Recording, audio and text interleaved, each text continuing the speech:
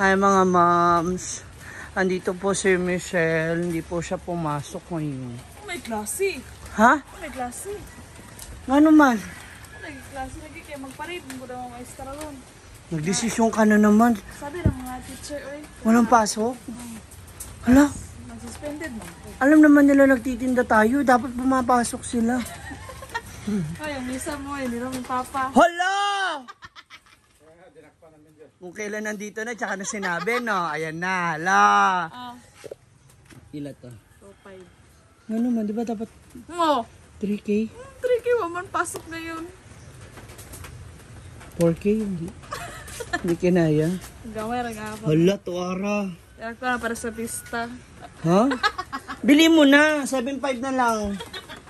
Kuya, pambili ko lang ng ticket. Balik. Uwi na ako Manila. Ngayong 11. Hindi ka mabutista dito? Hindi naman ako invited. Hindi nga nagyayaya yan, oh. Nag-isisa mo siya. Palag daw ko nakadari. Ay! Babal to ba yan? Itsurat lang to. Grabe naman si Sisong. Kinakabahan na ako. Parang yung asawa niya po, ini-invite niya ako dito. Ay, mukhang magpapa-sponsor ng Red Horse. Ay, wala tayong pera. Punta mo na ako tindahan. Check ko. Kaya nga. Puntahan natin yung tindahan. Check natin kung ano nangyari. Yung kinuha ko po sa kanya is yung savings po yun. Parang yun yung pinakasahod ko. So, ilang araw lang ang pasok. 4 days. Kasi Friday wala lang pasok. The rest. Tapos next week, Monday, Tuesday, Wednesday walang pasok. 2 days lang din. Ginuo ko. Paano na to? Saan tayo kukuha ng pang bayad ng renta? Sa store. Silipin muna natin tindahan. Kamustahin natin. So, dito na tayo sa store. Check na natin yung ating store. Kasi may mga bantay po tayo dito. Ayan, mga couple. Mga tambay modes. Puntahan natin yung loob. Tingnan natin. Charan! Wow, maayos naman. O, diba? Kaya lang, mukha mayroong nagbabanta na mag-apply for home credit. Hala! Tuwara. Diba? Kaya sila. So, may mga naiwan daw na ulam. Kunin natin. Saan na ba yun? Dito, sa kabila. 2 rep namin. Mayaman po kami sa pambayad ng kuryente. Okay. So, may chicken curry pa. At saka atay. Nagkaon na mo? May tinda akong atay tsaka chicken curry. 250 na lang kasama na tray. Aw. Dadaling ka sa farm. Ayan, ulamin namin. Ito. Hindi pa. Kumain ka na sa farm. Ayan ang aming chicken curry na full of gata. So ngayon moms, sabi ng mga student din, ngayon nandito kasi may mga nakatambay ng mga estudyante. Ang sabi nila, nabanggit nila na confirm na from Monday next week. So ano ba yun? 5, Friday, 6, 7. So 8, 9, 10 walang pasok. 8 dahil kabistahan ng Immaculada, Immaculate Conception, 9 and 10 wala rin. So, kung ano man yung reason bakit wala silang pasok nung araw na yun, hindi ko rin talaga sure. Kaya sarado kami ng 3 days. So, 2 days na lang ang magiging pasok. So, inisip ko ngayon,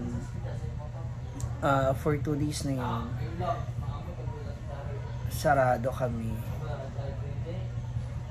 So, buti may mga ibang stocks. May ibang mga stocks na sa nag-aakyatan. May ibang mga stocks na kailangan maitago kasi itong ating mga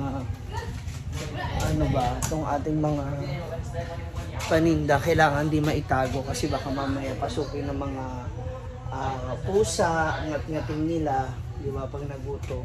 So kailangan maitago rin natin siya. Especially itong mga Canton, ito mga instant noodles. Ayan. Yung mga chichirya natin. Kasi, yun nga, ang balik na namin is January, January to na. Wala nang pasok itong itong weekend na to. Ay, itong weekdays. Susunod na araw is 2 days na lang. So, wala nang pasok. Andito na lang yung ibang student ngayon. It's because meron silang training. May practice sila dahil parada nga po. Kasama sila sa parada. Buhay. Ay, ganun talaga. So, 2 weeks tayong sarado. Sayang, di pa naman sana natin din kukunin yung pang renta ng store and para sa bills ng kuryente ng internet. So, ganun. Ilaban na lang natin ito. Ganun talaga. Ito naman yung mga ulam na iuwi natin kasi sayang. Kahapon ko natira. So, masisira siya kung hindi siya makakain at mailalagay kahit sabihin, ay! Ilang araw siyang maiiwan sa rep. So, kaysa masayang, iuwi ko na lang sa farm para meron kaming ulam. Sayang. So, meron kaming ulam doon.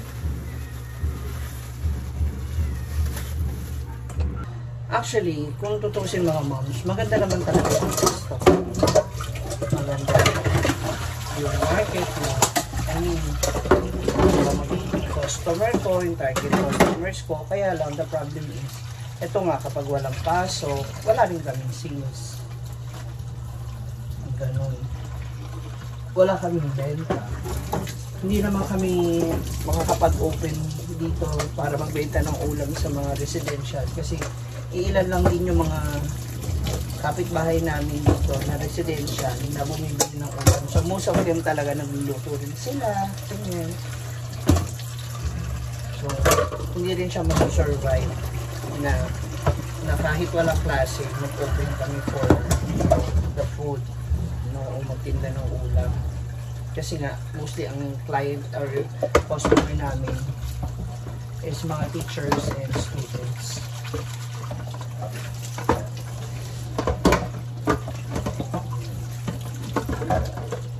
Sugasan ko muna yung para walang tambak. Mamaya pag pumasok sila, pagbalik nila rito may mga tambak, sa akin naman sila magalit. Pinapagalitan ako ng mga yun. Alam niyo ba minsan na parang ayaw nila ako walang kayo. Uy! Gagawa ng issue. Parating ko lang na sila masyado. Tagas yun. Malinis. Total ako rin naman na nagkalat. So, dapat ako rin maglinis. Yun. So, naayos na natin. Dapat natin ayusin dito sa tindahan. Na-check na natin. Naisara ko na yung gas. Naisara ko na rin yung tubig. Double check ko na rin para sure. Yan. So, ngayon, ang mga nakasaksak, double check na natin. So now, I'm going back to Hinaguan Farm. Yan, kasi para may gawin ang mga dapat ko pang gawin, no? Mga ibang pang dapat gawin. Kasi, yun nga, aalis tayo papuntang Manila, matagal din kami nakasara. So hopefully, sa pagbabalik namin sa January, ayan, makabawi tayo. Thank you so much mga moms. Maraming salamat. Salamat sa panonood. Please do comment down below, share, subscribe. Kahit anong gawin ninyo, bahala. Wag lang i-report, ha? See ya! Thank you so much. And see you Manila very soon.